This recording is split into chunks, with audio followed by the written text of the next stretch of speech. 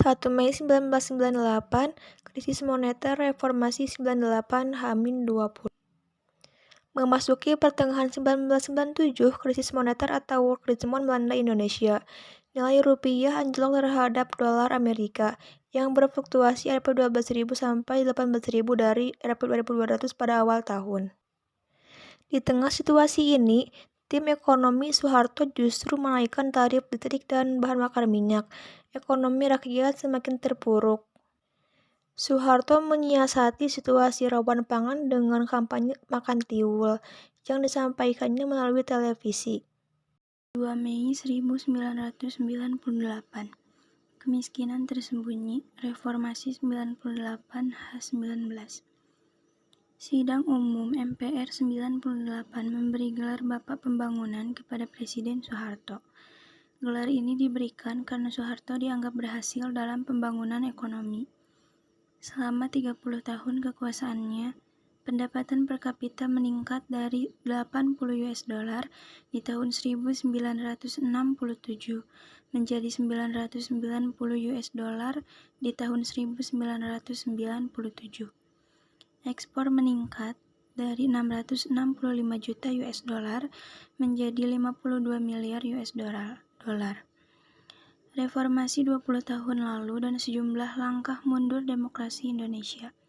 Perkosaan Mei 1998 tak pernah terungkap, tak pernah dituntaskan. Di mana Anda ketika kerusuhan Mei 1998? Namun di balik angka-angka itu, tersimpan angka kemiskinan yang besar jumlahnya. Bappenas pernah menyatakan bahwa jumlah penduduk miskin di tahun 1993 berjumlah 27 juta jiwa. Namun tolak ukur kemiskinan adalah setiap orang bisa berpenghasilan 20.000 per bulan. Bila batas kemiskinan tersebut menggunakan ukuran kebutuhan fisik minimum dari Depnaker tahun 1993, yaitu 80.000 per bulan, maka sekitar 180 juta jiwa atau hampir 90% rakyat hidup dalam baris kemiskinan. 3 Mei 1998, yaitu Gerakan Mahasiswa 1998. Gerakan mahasiswa terbukti menjadi gerakan yang paling konsisten melawan Orde Baru. Represi dan pemenjaraan tidak menghentikan perlawanan. Sejak 1971 hingga 1988, mereka tak henti-henti melakukan aksi-aksi penggulingan Soeharto. Tahun 1971, mereka menyerukan golput untuk tidak memilih dalam pemilu yang mereka anggap sekedar memenangkan Golkar, yaitu Partai Soeharto. Tahun 1974, mereka kembali bergerak untuk menolak dominasi modal asing dan kepemimpinan Soeharto. Tahun 1978, mereka menuntut sidang istimewa MPR untuk meminta pertanggungjawaban Soeharto atas penyelewengan Undang-Undang Dasar 1945 dan Pancasila. Akhir 1980-an, mahasiswa kembali bergerak untuk menunjukkan solidaritas kepada kaum tani yang tergusur, yaitu Kedung Ombo, Badega, Cimacan, Cilacap, dan lain-lain. Tragedi Mei 1998, kenangan dua ibu yang kehilangan anaknya. Kerusuhan Mei 1998, apa salah kami sampai diancam mau dibakar dan dibunuh? Kisah traumatis di balik kerusuhan Mei 1998, awal 1990-an, radikalisme mahasiswa mulai diarahkan pada struktur politik. Orde Baru di Jakarta, FHMI melakukan aksi di DPR, menuntut sidang istimewa. Tahun 1994 dibentuk sejumlah gerakan mahasiswa, antara lain SMID, Solidaritas Mahasiswa Indonesia untuk Demokrasi. Jakarta Mei 1998, eskalasi aksi mahasiswa menentang Soeharto mulai meluas ke berbagai kota. Mulanya hanya aksi di dalam kampus, kini mereka mulai bergerak melakukan unjuk rasa di jalan-jalan. 4 Mei 1998, Tapos. Tanah ini milik keluarga kami sejak nenek moyang kami. tapi mereka merampasnya dengan paksa. Tutur seorang petani tentang tanah Tapos yang dikuasai Soeharto dengan keluarganya. Peternakan Tapos mulai dibangun pada tahun 1974 dengan merebut 750 hektar tanah petani. Di kawasan ini, lalu dibangun berbagai proyek pertanian dan peternakan yang sering menjadi tempat pertemuan informal Soeharto dengan para kroninya. Karena pasokan pangan hewan butuh tanah yang lebih luas, para petani dilarang menggarap kebun dan dipaksa menanam rumput gajah. Haji Dodo, petani Tapos yang melawan dan tetap menanami kebunnya, harus berurusan dengan aparat yang memenggal pergelangan tangannya. Sampai 10 tahun saya merasa tangan saya masih ada, sering gatal pada bagian yang buntung. Katanya, pada latar belakang tampak pembangunan villa yang mangkrak milik Tommy Soeharto. 6 Mei 1998, penculikan aktivis 1997 sampai 1998. Penculikan aktivis ini adalah proses penghilangan secara paksa atau penculikan terhadap aktivis pro-demokrasi yang terjadi menjelang pemilu 1997 dan SU/MPR 1998. Komisi untuk Orang Hilang dan Tindak Kekerasan Kontras mencatat 23 orang telah dihilangkan oleh alat negara selama periode 1997 sampai 1998.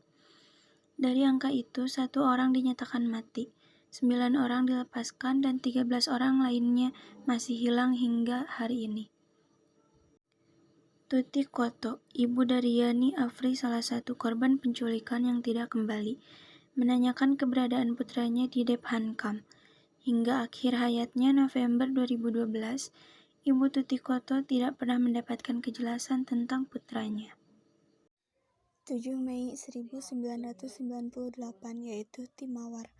Temuan 3 lembaga di bawah negara, DKP, TGPF, dan Tim Ad Hoc Komnas HAM, memberikan rekomendasi supaya Prabowo dan semua pihak yang terlibat penculikan diadili di pengadilan militer. Dalam kenyataan yang diadili hanya Tim Mawar, tapi mereka hanya 11 orang pelaku, bukan pengambil keputusan. Walaupun Prabowo diberhentikan atau rekomendasi Dewan Kehormatan Perwira 11 tahun sebelum masa pensiun, namun ia tak pernah diadili. 8 Mei 1998, Partai Rakyat Demokratik Reformasi 1998 H-14. Partai Rakyat Demokratik PRD dideklarasikan pada 22 Juli 1996 dengan Ketua Budiman Sujatmiko. Banyak dari anggotanya adalah intelektual muda dan aktivis, khususnya mahasiswa. 5 hari kemudian, pada 27 Juli 1996, dalam peristiwa yang dikenal sebagai Kuda Tuli, PRD dituduh mendatangi kerusuhan yang berujung pada perebutan kantor PDI. Bahkan PRD kemudian dinyatakan terlarang oleh pemerintah Orde Baru dan banyak anggotanya yang hilang, diburu, dan dipenjarakan. Mulanya Persatuan Rakyat Demokratik adalah organisasi payung dari ormas massa lintas sektoral. 1. Buruh atau FNPBI. Tokohnya Dita Indasari dipenjarakan, Suryat dan Bimo Petrus diculik tak kembali. 2. Jaringan Kerja Kebudayaan Rakyat atau JAKER. Tokohnya Wiji Tukul diculik tak kembali, Raharja Barujayati diculik. 3. Serikat Tani atau STN, tokohnya Herman Hendrawan diculik tak kembali. 4. Solidaritas Mahasiswa Indonesia untuk Demokrasi atau SMID, tokohnya Garda Sembiring penjara, Andi Arief diculik, Nezar Patria diculik. Organisasi payung ini kemudian bertransformasi dari organisasi massa menjadi DPR.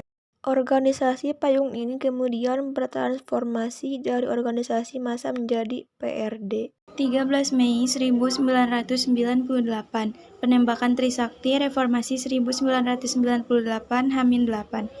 Tanggal 12 Mei 1998, para mahasiswa Universitas Trisakti Jakarta melakukan aksi damai menuju gedung DPR atau MPR. Mereka memulai rally dari depan kampus Trisakti di Selipi sambil membagi-bagikan bunga. Tapi aparat menghadapi aksi damai mahasiswa dengan tembakan. 4 mahasiswa gugur, mereka adalah Elang Mulia, Hendrawansi, Heri Hertanto, dan Hafidin Royan. 17 Mei 1998, yaitu pembakaran dan penjarahan Reformasi 1998 H-4. Penjarahan terus berlangsung selama 13-15 Mei. Kerusuhan ini telah mengakibatkan kerugian fisik di Jakarta sebesar 2,5 triliun rupiah. Menurut Gubernur Sutioso, Kompas 18 Mei, kerugian terjadi akibat kerusakan 13 pasar, 2.479 ruko, 40 mal, 1.600 toko, 45 bengkel, 11 polsek, 380 kantor swasta, 65 kantor bank, 24 restoran, 12 hotel, 9 pom bensin, 8 bis kota, 1.119 mobil, 1.026 rumah penduduk dan gereja. Sementara itu, Bandara Halim Perdana Kusuma dibanjiri pengungsi warga asing dan warga negara Indonesia yang bergabung dalam arus evakuasi dari Jakarta yang dilanda kerusuhan. 18 Mei 1998, mahasiswa bergerak ke DPR atau MPR. Reformasi H-3. Pada 16 Mei 1998, ribuan mahasiswa dari berbagai kampus di Jakarta mulai bergerak menuju gedung DPR atau MPR di Senayan. Dari waktu ke waktu, mahasiswa terus berdatangan memenuhi gedung Wakil Rakyat, bahkan sampai naik ke atas atap gedung. Ribuan mahasiswa menginap dan bertahan di gedung tersebut dengan risiko apapun. Tuntutan mereka satu, Soeharto harus turun dari jabatan presiden. Gedung DPR atau MPR telah disita oleh rakyat. 19 Mei 1998, tuntutan mahasiswa Soeharto turun, Reformasi 1998 H-2. Dukungan mulai membanjir dari elit politik, organisasi dan pemerintah, buruh rakyat. Kabinet Soeharto pun terbelah. Para menteri di bawah Ginanjar Kartasasmita mengundurkan diri dari kabinet. Bahkan Harmoko, ketua MPR dan loyalitas Soeharto, dengan tegas mengeluarkan pernyataan agar Soeharto mengundurkan diri secara adil dan bijaksana. Siaran pers disambut sorak-sorai massa. Akhir perjuangan panjang terasa makin dekat. 20 Mei 1998, sidang tahanan politik terakhir Soeharto. Reformasi 1998 H-1. 20 Mei 1998, Hari Kebangkitan Nasional. Pengadilan Negeri Jakarta Utara melangsungkan sidang putusan terhadap 6 orang terkait penyelenggaraan Kongres Rakyat Indonesia. Ke-6 orang itu, seniman dan aktivis Ratna Sarumpait serta putrinya Fatnom Saulina, pengacara Alexius Surija Tjahaja Tomu sudah meninggal, aktivis Nandang Wirakusumah dan Jul Taher, serta wartawan Ging Ginanjar. Sekarang adalah news editor di BBC Indonesia. Mereka ditangkap saat berlangsungnya Kongres Rakyat Indonesia yang bermaksud memilih secara simbolik Presiden versi rakyat pada 10 Maret 1998, sehari sebelum Soeharto dipilih dan dilantik lagi sebagai presiden. 21 Mei 1998, yaitu tumbangnya Orde Baru, Reformasi 1998 Hari H. Pada 21 Mei 1998, di hadapan para wartawan, media seluruh dunia, Soeharto mengumumkan mundur sebagai presiden. Wakilnya, B.J. Habibie, langsung dilantik menjadi Presiden Republik Indonesia yang ketiga. Akhir sebuah kediktatoran yang kejam dan congkak berakhir secara dramatis. di jalan-jalan dan di gedung DPR, rakyat meluapkan kegembiraan dengan berbagai ekspresi. Sebuah fase baru dimulai. Perjalanan transisi sebuah bangsa menuju demokrasi. Untuk mencegah hal buruk yang pernah menimpa negeri ini berlanjut, maka disusunlah 6 tuntutan reformasi. 1. Penegakan supremasi hukum. 2. Pemberantasan KKN. 3. Adili Soeharto dan kroninya. 4. Cabut duifungsi ABRI atau Polri. 5. Pemberian otonomi daerah. Memasuki era reformasi, HAM mengalami perkembangan yang cukup pesat. Buktinya adalah lahirnya TAP MPR nomor XPII MPR 1998 tentang HAM. Selain itu, HAM juga mendapatkan perhatian besar dari pemerintah dengan melakukan amandemen Undang-Undang Dasar 1945 guna menjamin HAM. Soeharto mengumumkan pengunduran dirinya. Kecewaannya tergambar jelas dalam pidato pengunduran dirinya. Saya telah menyatakan rencana pembentukan komite reformasi dan mengubah susunan kabinet pembangunan ke-7. Namun demi kenyataan hingga hari ini menunjukkan komite reformasi tersebut tidak dapat terwujud. Karena tidak adanya tanggapan yang memadai terhadap rencana pembentukan komite tersebut. Seusai Soeharto mengundurkan diri dari jabatannya dan B.J. Habibie mengucapkan sumpah sebagai presiden, Panglima ABRI dan Jenderal TNI Wiranto dalam pidatonya menyatakan ABRI akan tetap menjaga keselamatan dan kehormatan para mantan presiden atau mandataris MPR, termasuk mantan presiden Soeharto dan keluarga. Setelah Orde Baru dan peristiwa 1998, Indonesia mengawali babak baru di era reformasi. Pemerintahan dipimpin oleh B.J. Habibie sebagai presiden yang dimulai pada 21 Mei 1998 sampai 20 Oktober 1999. Dalam buku Sistem Politik Indonesia Era IT Formasi 2007, karya Budi Winarno, pemerintahan B.J. Habibie dianggap sebagai pemerintahan yang kurang kuat di dalam menghadapi reformasi. Kurangnya dukungan komunitas politik membuat pemerintahan pada masanya mengalami berbagai praktik kekerasan, disintegrasi sosial, dan rapuhnya legitimasi kekuasaan yang ia pimpin. Masa pemerintahan Habibie dianggap sebagai masa transisi, karena pada masa pemerintahannya adalah masa yang rawan. Tekanan-tekanan yang ia hadapi membuat ia sulit untuk menemukan sumber daya material dan manusia pada masa pemerintahannya. Jaminan sistem demokrasi dilansir dari Sejarah Indonesia Modern tahun 2005, MC Ripley.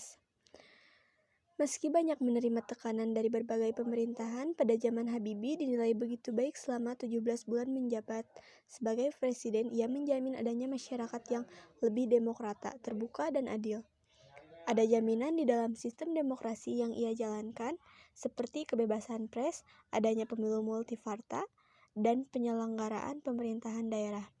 Prestasinya yang patut dibanggakan, salah satunya yaitu menurunkan nilai dolar hingga 10.000 per dolar, di mana sebelumnya mencapai 15.000 per dolar. Penyimpangan terhadap Pancasila pada masa Orde Baru, hal yang paling penting dalam masa pemerintahan Habibie adalah lepasnya Timor Timur pada tahun 2002, yang dengan munculnya peristiwa referendum Timor Timur pada tanggal 30 Agustus 1999, peristiwa lepasnya Timor Timur menimbulkan kerusuhan yang tidak terkendali. Hingga akhirnya Habibie mengizinkan pasukan perdamaian PBB untuk mendamaikan situasi Timor Timur. Perahan KH Abdurrahman Wahid atau Gus Dur menjadi harapan setelah digantinya Habibie yang dimulai pada tahun 1999 hingga 2001. Pemerintahannya dianggap cukup kontroversial, namun membawa nilai persatuan di dalam kemajemukan suku dan agama. Dilansir dari Sejarah Indonesia Modern 2005, karya M.C. Richards, pemerintahan Gus Dur mengalami banyak kemajuan yang berarti di Indonesia. Di antaranya adalah Gus Dur mendukung pluralisme dan toleransi. Solusi yang ditawarkan pada masa pemerintahan Gus Dur adalah dengan melakukan dialog. Namun masih banyak yang melakukan konflik bersenjata. Salah satunya karena tidak melibatkan kemerdekaan Aceh. Kebijakan Abdurrahman Wahid yang tidak kalah berpengaruh juga dapat dilihat dari dipisahkannya dari militer dan ABRI tidak lagi menjadi entitas tunggal. Pada masa pemerintahannya, ia secara kontroversial memberhentikan Wiranto pada Februari 2000 karena harus bertanggung jawab atas kerusuhan pasca referendum Timur Timur jatuhnya pemerintahan Gus Dur. Dalam buku Sistem Politik Indonesia Era Reformasi tahun 2007, karya Budi Winamo, puncak dari jatuhnya pemerintahan Gus Dur adalah adanya dugaan dirinya mengetahui pencairan dan penggunaan dana Yanatera Bulog atau dikenal dengan kasus Bulog-Gate, proses politik yang berlangsung di DPR tersebut. Kebijakan Abdurrahman Wahid yang tidak kalah berpengaruh juga dapat dilihat dari dipisahkannya dari militer dan ABRI tidak lagi menjadi entitas tunggal. Pada masa pemerintahannya, ia secara kontroversial memberhentikan Wiranto pada Februari tahun 2000 karena harus bertanggung jawab atas kerusuhan pasca referendum Timur Timur jatuhnya pemerintahan Gus Dur dalam buku Sistem Politik Indonesia Era Reformasi 2007. Karena Budi Winarno, puncak dari jatuhnya pemerintahan Gus Dur adalah adanya dugaan dirinya mengetahui pencairan dan penggunaan dana Yanatera Bulog atau dikenal dengan kasus Bulog-Gate, proses politik yang berlangsung di DPR tersebut kemudian mencuat hingga ke sidang istimewa MPR pada 23 Juli 2001, di mana Gus Dur dicopot dari jabatannya sebagai presiden tanpa melalui mekanisme hukum atau proses pengadilan. Masa pemerintahan Gus Dur berakhir pada Juli 2001 dan MPR mengadakan sidang istimewa yang memilih Megawati Soekarnoputri sebagai penggantinya. Setelah Gus Dur lengser, Megawati Soekarnoputri pun dilantik untuk menggantikannya. Salah satu kebijakan ekonomi Megawati yang dinilai berani adalah mengakhiri program informasi kerjasama dengan IMF pada Desember 2003. Yang lalu dilanjutkan dengan privatisasi perusahaan negara dan divestasi bank guna menutup defisit anggaran negara.